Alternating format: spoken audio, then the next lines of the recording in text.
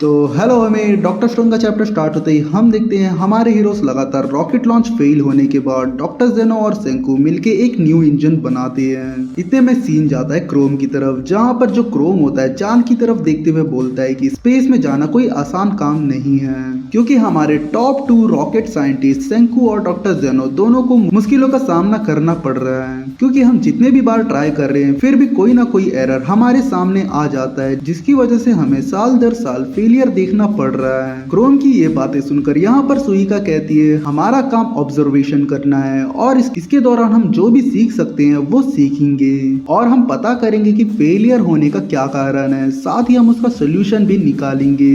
इतने में क्रोम बोलता है कि हमारा रास्ता साइंस यूजर का है, ये तब से चल रहा है जब से हम सेंकू से मिले हैं। जितना ज्यादा हम सीखते हैं उतना ही हमें महसूस होता है कि हम कितना कम जानते हैं इस चीजों के बारे में। ये बोलकर यहाँ पर क्रोम एक फ्लैग गाड़ देता है। इतने में सीन दिखाया जाता है जहाँ पर एक रॉकेट स्पेस की तरफ जाता रहता है और ये चीज देखकर यहाँ पर सेंकू और डॉक्टर जेनो खुशी के आंसू रोने लगते हैं और इसी के साथ इनका सैटेलाइट स्पेस में घूमने लगता है। और हाँ भाई, ये सैटेलाइट है, टेलीस्कोप नहीं है। ये देखकर यहाँ पर कोहाकू सेंकू से कहती है कि हमारा पहला रॉकेट सक्सेसफुली लॉन्च हो चुका है, अब हम लोग मून में वाई मैन को ढूंढ सकते हैं। कोहाकू की ये बात सुनकर यहाँ पर सेंकू कहता है ना, अभी नहीं।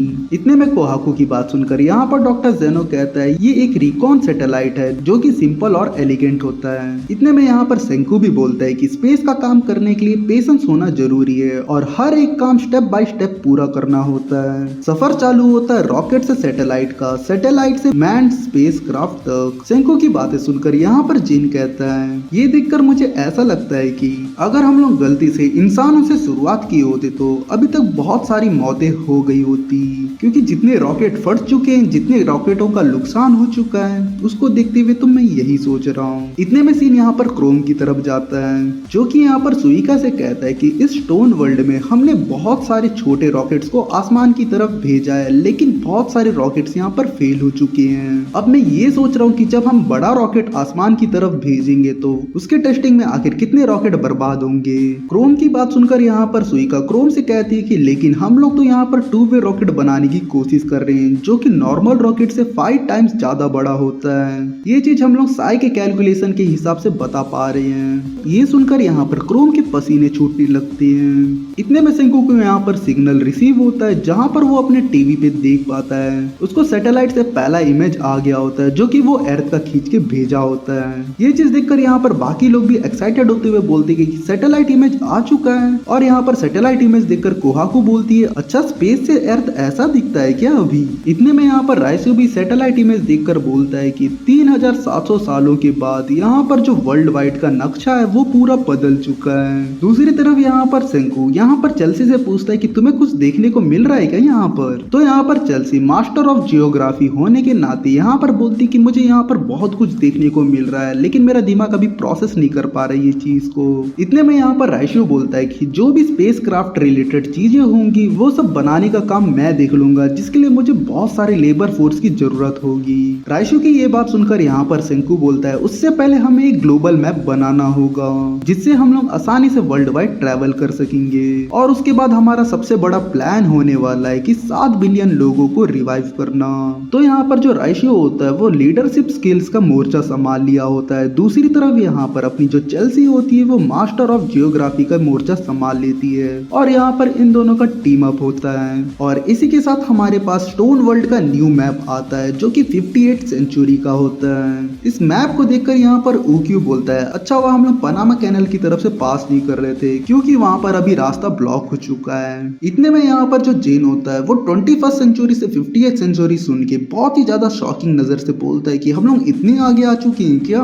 दूसरी तरफ यहाँ पर चेल्सी बोलती कि अब तो येलो स्टोन टोटली बदल चुका होगा। चेल्सी की बात सुनकर यहाँ पर यो बोलता है कि वो चीज का तो टेंशन यहाँ पर अमेरिका देख लेगा, वैसे भी मुझे पता नहीं कि वो कहाँ होता है आखिर। इतने में ताइजू यहाँ पर मैप देखकर बोलता है कि मुझे तो ठीक ठाक लग रहा है, वैसे भी ज्यादा कुछ चीजें बदली नहीं है अभी भी मैप में। इतने में हम देखते हैं यहाँ पर पोर्ट पे बाकी पर्सियस आते हैं जो कि इंडिया और स्पेन से आते हैं, वो भी राइसू के लीडरशिप स्किल्स की वजह से। और इसी के साथ यहाँ पर दूसरा रॉकेट लॉन्च करते हैं जिसमें ये लोग भेजते हैं अपना स्पेस टेलीस्कोप को, जो कि यहाँ पर स्पेस में जाकर यहाँ पर सीधा मून मून पे नजर रखेगा। इतने में कोहाकू यहाँ पर टीवी में देखते हुए बोलती कि अब मून का सरफेस हमारी नजर पे है, अब मैं अपनी पावरफुल विजन को यूज करके वाईमैन को ढूंढ निकालूंगी। कोहाकू का नजर तो मून की सरफेस पे, वो तो ठीक है, डॉक्टर जेनो क्या देख रहा है वो देखो भाई लोग। कोहाकू की बात सुनकर यहाँ पर डॉक्टर जेनो बोलता है कि सैडली मैं एक बात बोलना चाहूंगा, ये जो इमेजेस है वो रॉ डाटा के रूप में भेजा जा रहा है, जिसकी वजह से हम लोग ठीक से देख नहीं पाएंगे। सिंपल सी बात बोलूं तो डॉक्टर जेनो बोल रहा है कि फोटो ब्लर आएगा। इतने में यहाँ पर सेंगू कोहाकू को डिफेंड करते हुए बोलता है कि कोहाकू की नजर कुछ ज्यादा ही तेज है, क्योंकि उसने एक ऑयल फील्ड को डिस्कवर किया था बस एक छोटे से ब्लैक डॉट की हेल्प से। जो कोहाकू की विजन है वो टोटल उसके फोकस और अटेंशन के डिटेल पे होता है। सेंको की ये बात सुनकर यहाँ पर डॉक्टर जेनो बोलता है अच्छा ऐसी बात है क्या। इतने में डॉक्टर जेनो आगे बोलता है कि ये कोई हैरान करने वाली बात नहीं है, बाकी एस्ट्रोनॉट्स और बाकुया ऐसे अनुकरणीय वंशज पैदा करेंगे, इसकी नजर हमारे बहुत काम आएगी स्पेस के ऊपर। इनकी बातें यहाँ पर क्रोम और सुइका दोनों छुपकर सुनते रहते हैं और इतने में यहाँ पर आराम से सांस लेते हुए सुइका बोलती कि अच्छा हुआ ये लोगों ने अभी तक वाईमैन को नहीं ढूंढा है। और दूसरी बात ये है कि अगर कोहाकू गलती से भी वाईमैन को स्पॉट कर लेती है तो ये लोग जल्दी से अपना वन वे रॉकेट को लॉन्च कर देंगे। और यही चीज को इमेजिन करते हुए यहाँ पर एक फनी वे पे दिखाया जाता है। इतने में यहाँ पर ब्लूप्रिंट्स और नोट्स बनाते हुए यहाँ पर क्रोम बोलता है कि हमारे पास बहुत कम टाइम है, हम लोग को हमारा मिशन बहुत ही जल्दी खत्म करना होगा, वो भी राउंड ट्रिप रॉकेट को जल्दी से बिल्ड करके। इतने में क्रोम बोलता है कि कहना आसान है करना मुश्किल, क्योंकि हमारा जो राउंड ट्रिप रॉकेट होने वाला है वो 5 गुना ज्यादा बड़ा होने वाला है और उस रॉकेट के बनने के बाद हमें उसकी टेस्टिंग करनी होगी। पता नहीं हमें कितने बार टेस्ट करना होगा उस रॉकेट को, क्या पता ये काम करने के लिए डेकेड्स लग सकते हैं। आखिर मुझे समझ नहीं आ रहा है कि हम ये काम कैसे करके दिखाएंगे। इतने में सीन दिखाया जाता है कि अपने जितने भी टीम वाले होते हैं सब काम धंधे पे लग जाते हैं, जहाँ पर कोहाकू जो होती है वाईमैन को चांद में ढूंढने लगती है, दूसरी तरफ यहाँ पर डॉक्टर जेनो और सेंकू अपना काम करने लगते हैं और यहाँ पर जो राइशु होता है अब अपने लीडरशिप स्किल्स की हेल्प से यहाँ पर रॉकेट बनाने के लिए मटेरियल्स मंगाते रहता है। इतने में हम देखते हैं यहाँ पर जो कोहाकू होती है खाते हुए यहाँ पर कुछ स्पॉट करती है और जोर से चिल्लाते हुए बोलती है सेंकू और जेनो मैंने कुछ ढूंढा है यहाँ पर। ये बोलकर उनके सामने सीधा टीवी लाकर रख देती है और उनको टीवी दिखाते हुए बोलती है कि मैंने यहाँ पर एक छोटा सा स्पॉट देखा है जो कि धीरे धीरे बदल रहा है और ये चीज देखकर मुझे थोड़ा सा अजीब महसूस हो रहा है। कोहाकू की ये बात सुनकर यहाँ पर डॉक्टर जेनो बोलता है कि मुझे ये चीज देखकर तो कुछ अजीब महसूस नहीं हो रहा है, वैसे तो मैं नासा का साइंटिस्ट हूँ लेकिन मैं इतना कंफर्म करके बता सकता हूँ कि यहाँ पर कुछ तो अननेचुरल है इस मून की सरफेस पे, जो कि मुझे बहुत ज्यादा एलिगेंट लग रहा है। दूसरी तरफ यहाँ पर सेंकू जो होता है फोटो को देखकर बोलता है कि फाइनली हम लोगों ने वाईमैन को ढूंढ लिया है, जिसके पास सीक्रेट है इतने सारे लोगों को पेट्रिफिकेशन करने का। इतने में कोहाकू बोलती है कि जो मिस्टीरियस मास्टरमाइंड है उसे हम वाईमैन कहते हैं। जैसे सभी लोगों को पता लगता है कि इनको वाईमैन का लोकेशन मिल चुका है तो सभी लोग खुश हो जाते हैं। इतने में ताइजू यहाँ पर जंप करते हुए बोलता है कि वाईमैन हम तुम्हारे लिए आ रहे हैं। दूसरी तरफ यहाँ पर कोहाकू सेंकू से कहती है कि फाइनली हम लोगों ने वाईमैन को ढूंढ लिया है तो अब हम लोग उस पर पहले अटैक करेंगे और जो हमारा अटैक होगा वो बहुत ही तेजी और जोर से होगा उसके ऊपर। इतने में यहाँ पर सेंकू अपना कान खुजलाते हुए खुशी से बोलता है कि चलो हम लोग अपना वन वे रॉकेट के ऊपर काम करते हैं, जिससे हम लोग अपने आप को पेट्रीफाइड कर लेंगे ऊपर जाकर। और ये चीज अपनी सुइका दूर से देखकर उदास होते हुए बोलती है कि ये लोगों ने तो वाईमैन को ढूंढ लिया है, मुझे इस बात की खुशी है लेकिन थोड़ी सी मैं उदास भी हूँ क्योंकि ये लोग बहुत जल्दी कर रहे हैं वन वे रॉकेट को लॉन्च करने के लिए और हमारे पास कोई डेडलाइन नहीं है राउंड ट्रिप रॉकेट बनाने का और हमारे पास इतना टाइम भी नहीं है अभी। सुइका की ये बातें सुनकर यहाँ पर क्रोम के हाथों से और शरीर से पूरा पसीने निकलने लगते हैं। जैसी ये बात यहाँ पर कासिकी सुनता है वो बोलते हैं कि चलो फाइनली टाइम आ चुका है हमारे रॉकेट बनाने का, जिसमें हम बैठ कर सीधा मून की तरफ जाएंगे। इतने में यहाँ पर फ्रांसोइस यहाँ पर वर्ल्ड मैप को देखते हुए बोलते हैं कि फाइनली हमारा टाइम आ चुका है कि हमें ग्लोबल में कनेक्ट होना पड़ेगा एक दूसरे से। ये बात सुनकर यहाँ पर राइशी चुटकी मारते हुए बोलता है कि चलो हम लोग का टाइम आ चुका है कि हम लोग गैलेक्टिक स्केल पे एक दूसरे से जुड़ेंगे आखिर, जहाँ पर हम सभी लोगों का एफर्ट आएगा जिससे हम लोग ट्रू स्ट्रेटेजी बनाएंगे और इससे हमारा बनेगा किंगडम ऑफ साइंस। राइशी की ये बातें सुनकर यहाँ पर क्रोम अपना नोट्स बनाते हुए बोलता है गैलेक्टिक स्केल, आखिर सब लोग एक साथ आने वाले हैं। इतने में यहाँ पर क्रोम जोश से जंप करते हुए बोलता है कि मैं इतने टाइम से सोच रहा था कि सब लोग कैसे सरवाइव करेंगे चांद से वापस घर आते टाइम, वो भी हमारे 2 वे रॉकेट में, और ये चीज पॉसिबल होने वाला है अपने साइंस की हेल्प से। इतने में हम देखते हैं यहाँ पर जो उसके असाइनमेंट्स होते हैं वो सीधा यहाँ पर साई को लाकर दिखाता है, तो यहाँ पर उसके असाइनमेंट्स देखकर यहाँ पर साई भी खुश हो जाता है और इसी के साथ ये लोग होस्ट करते हैं मेगा साइंस कॉन्फ्रेंस को, जहां पर दो टीम होगी, एक रोकी साइंटिस्ट की और दूसरी तरफ होगी सुपर साइंटिस्ट की। जहां पर क्रोम बोलता है कि हमारा टॉपिक होने वाला है suicidal mission one way rocket के ऊपर, और इसी के ऊपर हम लोग आर्ग्यूमेंट करने वाले यहाँ पर। जैसे कि हम लोग को ये लड़ाई को जीतना है तो इसलिए मैं चाहता हूँ कि हमें एक हैप्पी एंडिंग मिले और उसके लिए हमें टू वे रॉकेट बनाना होगा। सुइका और क्रोम की बात सुनकर यहाँ पर जिन बोलता है कि स्वीट डियर क्रोम और सुइका, तुम लोगों को पता है कि ये नेचुरली चीज ये पॉसिबल है, लेकिन हमारे पास इतना टाइम नहीं है। इनकी बातें सुनकर यहाँ पर सेंकू भी कहता है कि तुम लोगों को जैसे पता होगा कि हम लोगों का क्या प्रॉब्लम है, जैसे कि पता है कि टू वे रॉकेट बनाने के लिए हमें उसका साइज बढ़ाना होगा। अगर हम लोग उसको जाइगेंटिक बनाने ही वाले हैं तो हमें शुरुआत से शुरू करना पड़ेगा, हर चीज को लॉन्च से लेकर उसको बनाने तक का। ये बात सुनकर यहाँ पर डॉक्टर जेनो भी कहता है कि ये काम के लिए हमें बहुत ही ज्यादा रिस्क और बहुत ही ज्यादा टाइम लगेगा, करीब करीब तुम लोग कह सकते हो कि इसके लिए हमें डेकेड्स लग सकते हैं। इनकी बातें सुनकर यहाँ पर सुइका जोर से चिल्लाते हुए बोलती है कि इसी वजह से हम लोग क्रोम और मैं इतने टाइम से अपना दिमाग खपत कर रहे थे ताकि हमें कोई एक सोल्यूशन और आंसर मिले, और ये बात को लेकर हम सोच रहे थे कि हम लोग उस छोटे रॉकेट को ही वन वे से लेके टू वे टिकट बना दें, जिससे हम लोग वापस से मून से अर्थ पे वापस आ जाएं। और सेम यही बात को यहाँ पर जो क्रोम होता है जोर से चिल्लाते हुए बोलता है कि हमारा जो जाइगेंटिक स्पेसशिप है वो आखिर चांद से घर आने के लिए बनेगा, जिसको हम लोग लॉन्च करने वाले 5 पीसेस पे, जो कि स्पेस में जाकर वापस से जुड़ के एक मेगा शिप बनेगा। क्रोम की ये बातें सुनकर यहाँ पर कोहाकू, जिन, यो और चेल्सी के सिर के ऊपर से बात जाता है। इनकी बातें सुनकर यहाँ पर जिन तो बोलता है कि भाई मैं तो स्पीचलेस हूँ। दूसरी तरफ तो कोहाकू बोल देती है सीधा सीधा, मुझे तो समझ नहीं आ रहा भाई तुम लोग क्या बात करने की कोशिश कर रहे हो। इतने में यहाँ पर जो जिन होता है डॉक्टर जेनो और सेंकू से पूछता है तुम लोगों को कुछ बोलना है कि नहीं इस बात पे। तो यहाँ पर जो सेंकू होता है वो बोलता है कि जो बाकुया का जो स्पेस स्टेशन था उसको भी पीसेस में भेजा गया था, जिसको स्पेस में एक साथ जोड़ के एक स्पेस स्टेशन बनाया गया था। ये बात सुनकर यहाँ पर अपना क्रोम जमीन पे गिरते हुए बोलता है कि अरे ये बात तो मुझे पता था। दूसरी तरफ यहाँ पर जो सुइका होती है वो रोते हुए बोलती है मुझे तो बिल्कुल भी नहीं पता था, ऐसा पहले भी हो चुका है। इतने में इनकी बातें सुनकर यहाँ पर सेंकू बोलता है चलो कोई बात नहीं, वैसे भी तुम्हारा कोई न्यू आइडिया नहीं है तो। और इतने में सेंकू अपना कान खुजलाते हुए बोलता है कि अरे यार तुम लोगों ने तो बहुत खतरनाक सोचा था, तुम लोगों ने जो प्लान बनाया है वो तो मैं और डॉक्टर जेनो भी नहीं सोच पाए थे। इतने में यहाँ पर डॉक्टर जेनो भी बोलता है कि एक टाइम की बात है जब मैं नासा में काम किया करता था, तब वो लोग एक थियराइज कर रहे थे कि उन लोग लॉन्च करने की बात कर रहे थे पीस मिल स्पेसशिप की, लेकिन उनके डिजाइन में एक छोटी सी गड़बड़ी आ गई थी। जो उसका डिजाइन था वो बहुत ही ज्यादा कॉम्प्लेक्स था, जिसकी वजह से जो टू वे स्पेसशिप था उसका जो इंटरलॉकिंग जॉइनेबल सेक्शंस थे उसमें बहुत सारे मिलियंस ऑफ इंडिविजुअल कंपोनेंट्स लगते थे।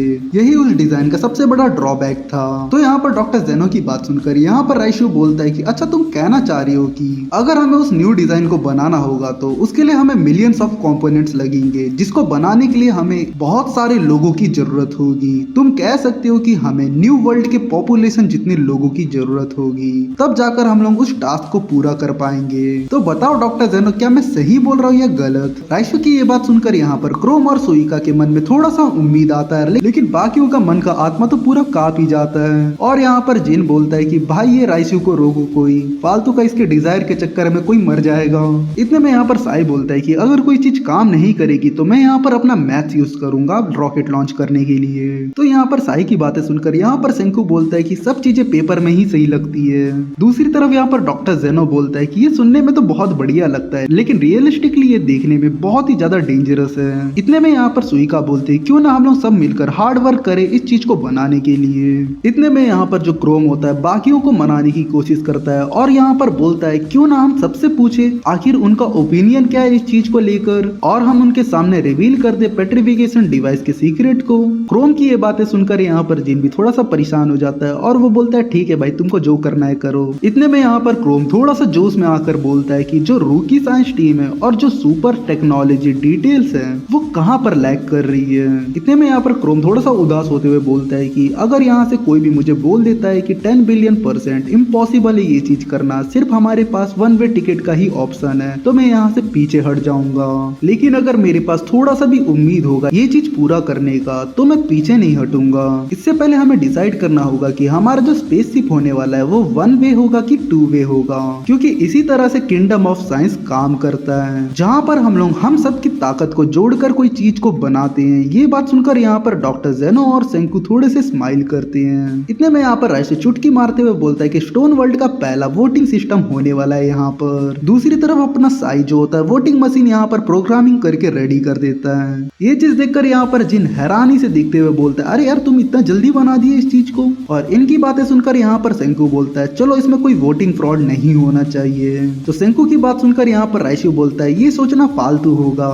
मुझे पता है कि सेंकू, जब भी साइंस की बात आती है तुम कभी झूठ नहीं बोलते हो। उसी तरीके से जब कोडिंग की बात आती है तो साई भी अपने साथ धोखा नहीं करता है। इतने में साई यहाँ पर 1 और 2 की तरफ दिखाते हुए बोलता है कि जो 1 होगा अपना 1 वे टिकट होगा और जो 2 होगा वो 2 वे टिकट होगा। जैसे तुम इनमें से कोई भी एक बटन दबाओगे तो इससे रिजल्ट तय होगा आखिर। दूसरी तरफ यहाँ पर जो क्रोम होता है वो घबराते हुए सोचते रहता है कि हमारा जो स्पेसशिप होने वाला है क्या वो 1 वे टिकट होगा या 2 वे टिकट होगा। इतने में सभी लोगों का वोटिंग कंप्लीट हो जाता है और हम यहाँ पर देखते हैं जो जीतता है वो 2 वे टिकट है। ये चीज देखकर यहाँ पर क्रोम, कोहाकू और सुइका सब खुशी से झूम उठते हैं और बोलते हैं कि हमारा राउंड ट्रिप रॉकेट रेडी होने वाला है। और ये चीज देखकर यहाँ पर क्रोम सेंकू से कहता है कि अब चलो बताओ, हमने तो यहाँ पर ईमानदारी से जीत लिया है तो इसका मतलब जो हम बोलेंगे वही चीज होगा। क्रोम की बातें सुनकर यहाँ पर सेंकू बोलता है कि मैंने ये कभी भी नहीं सोचा था अपने सपने में कि ऐसा कुछ होगा। इतने में सेंकू आगे बोलता है कि हमारे सामने बहुत ही खतरनाक रास्ता है जिसपे हम चलने वाले हैं। सेंकू की ये बात सुनकर यहाँ पर सुइका बोलती है कि हम भी तुम्हारे साथ इस रास्ते में चलने वाले हैं, जो भी हमसे मदद हो हम वो तुम्हारे लिए करेंगे सेंकू। इतने में हम देखते हैं यहाँ पर दूसरी तरफ जो साई होता है अपने कोडिंग प्रिंट्स निकालते रहता है और यहाँ पर वो देखते रहता है, बोलता है कि यहाँ पर किसी का भी आइडेंटिटी रिवील नहीं होगा। जहाँ पर हम देखते हैं टोटली 10 लोग वोट किए होते हैं जो कि पूरी तरफ से 2 वे की तरफ होता है और 0 वोट होता है 1 वे की तरफ। ये चीज देखकर यहाँ पर डॉक्टर जेनो, सेंकू और साई तीनों इमोशनल हो जाते हैं और दूसरी तरफ यहाँ पर क्रोम और सुइका रेडी हो जाते हैं अपने असाइनमेंट्स लेके। इतने में हम देखते हैं यहाँ पर उक्यू जो होता है सेंकू से कहता है कि मैं थोड़ी देर पहले तुम लोगों को देख रहा था, तुम और जेनो साथ ही में कुछ खुसुर खुसुर कर रहे थे साथ में। तो यहाँ पर उक्यू की बात सुनकर यहाँ पर सेंकू बोलता है कि तुम्हारे तेज कानों से कोई बच नहीं सकता है। इतने में यहाँ पर सेंकू बोलता है कि सभी लोग अभी रॉकेट के चक्कर में बिजी हो चुके हैं, इसलिए मैं चाहता हूँ कि हमारा जो स्टोन वर्ल्ड है वो आगे बढ़े, वो भी इंटरनेट की हेल्प से। जैसे यहाँ पर इंटरनेट का नाम सुनाई देता है तो यहाँ पर जो जिन होता है वापस से घबराते हुए बोलता है, अरे यार फिर से वही चीज शुरू होने वाला है। और दूसरी तरफ पता नहीं यहाँ पर साई और काशी की क्यों नंगे बैठे हैं यार। और इसी के साथ ही चैप्टर यहीं पर एंड होता है। यहाँ तक वीडियो देखने के लिए थैंक यू। तो चलो मिलते हैं नेक्स्ट वीडियो पे।